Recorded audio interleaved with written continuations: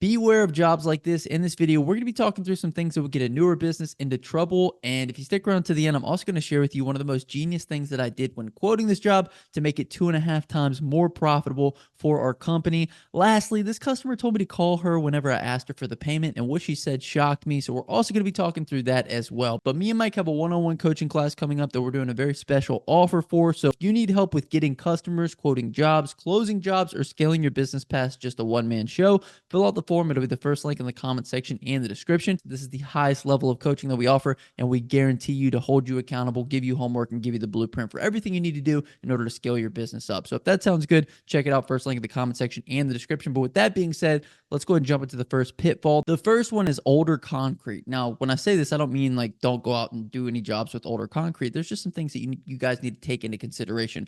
And the first thing is the aggregate of the concrete, or I'm not sure on the specific verbiage on this, but some concrete is made up of material that actually takes longer to clean and it's a little bit harder to clean. I'm not sure if you guys have ever done walkways, but walkways will kind of have like the little rocks in them. I always find that those types of concretes or surfaces typically take longer to clean. This particular driveway had a very similar structure to it, so it did take it a little bit longer to get cleaned, but that's just something to take into consideration. The next thing with regards to the concrete is the older it is, usually the more broken up it is. So this particular concrete was, it used to be one slab, not anymore. It's like all kind of crackled and smackled, and it's been driven over like 400 times. So that's one of the things you got to work through, right? Like you can't run the surface cleaner over particular parts of it because it could damage the surface cleaner. The other thing is you really want to be careful over some parts because you're going to knock some rocks up out of it, or you're going to knock some pieces of the concrete out of it. So setting customer expectations is also something that's important. You have to say, hey, this concrete is not very well put together. It's got a lot of cracks in it, a lot of loose parts in it. So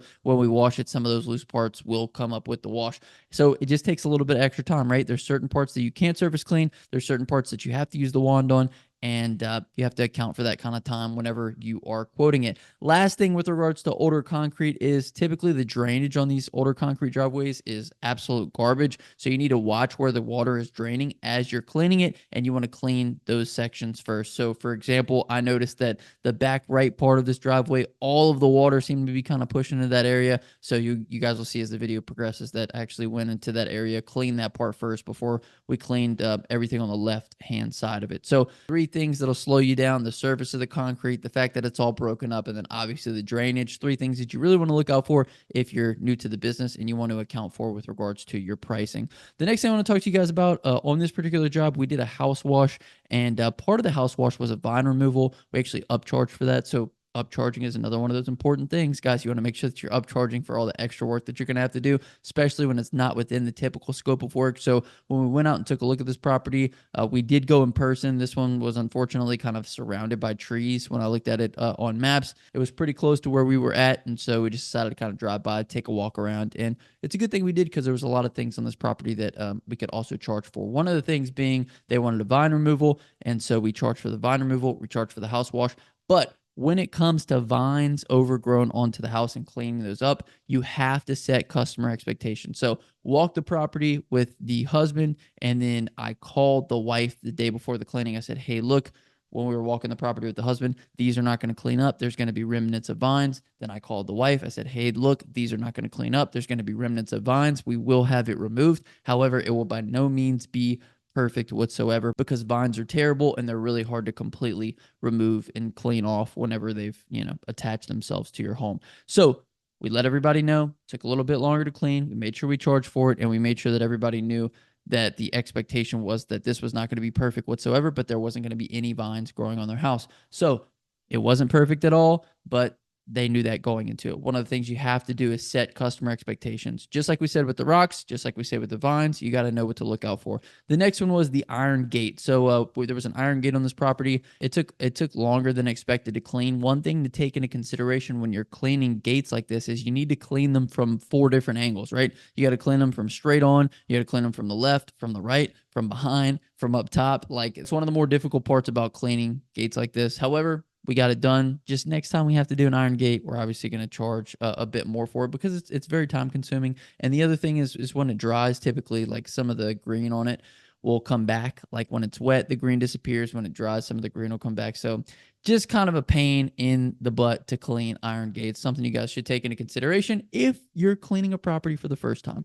Now, I can count on probably one hand how many times we've been asked to clean iron gates. This was one of those times, and it bit us in the butt a little bit because we probably should have charged a bit more for it. Now, one of the things that we did win on was the gutters. I thought for some reason there was gutters on the front and the back of this property. There ended up only being gutters on the back side of this property, and so we did charge them for a gutter clean out and kind of get all the debris cleaned up because these gutters hadn't been cleaned in a long time. There was gutter guard on them, but it was probably installed like 40 years ago. Just kidding, obviously, but it wasn't in good shape. We wanted to get the gutters clean. We want to make the property look as good as possible for them.